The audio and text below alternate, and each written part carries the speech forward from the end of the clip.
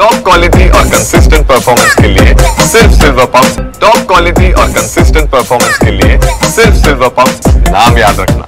जिल्ह्यातील प्राणहिता, गोदावरी, इंद्रावती हे नद्या जवळपास इशारा पातळीच्या वर वाहत आहेत। आपण दृश्यामध्ये बघू शकतो कशा प्रकारे प्राणहिता नदी जी आहे ते जवळपास 2 किलोमीटरपर्यंत दृश्य जे आहे ते दिसत आहेत आणि गडचिरोली जिल्ह्यातील अनेक नद्या जे आहेत ते मोठ्या प्रमाणात वाहत असून अनेक नद्यांना पूर परिस्थिती निर्माण झालेली आहे।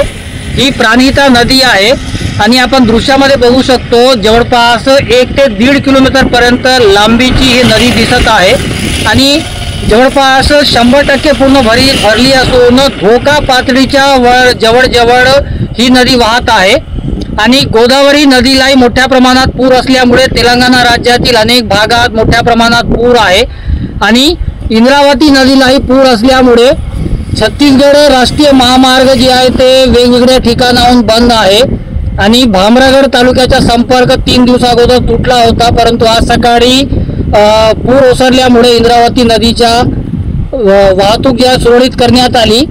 परंतु सध्या गोदावरी आणि प्राणहिता या 2 नद्यांना पूर असून या पुरामुळे नागरिकांचे जनजीवन विस्कळीत आहेत आणि अनेक ठिकाणी जे आहेत ते विद्युत सेवा किंवा दूरध्वनी सेवा खंडित आहे। दुर्गम भागातील बस सेवा खंडित आहे।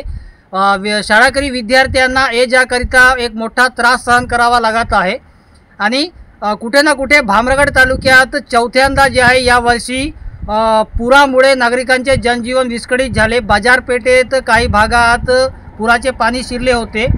त्यानंतर आज इंद्रावती नदीचा पूर ओसरला तरी प्राणहिता आणि गोदावरी नदीचा पूर कायम आहे। कॅमेरामॅन सोहेल पठाण सोबत मेमडी इरफान, TV9 गडचिरोली।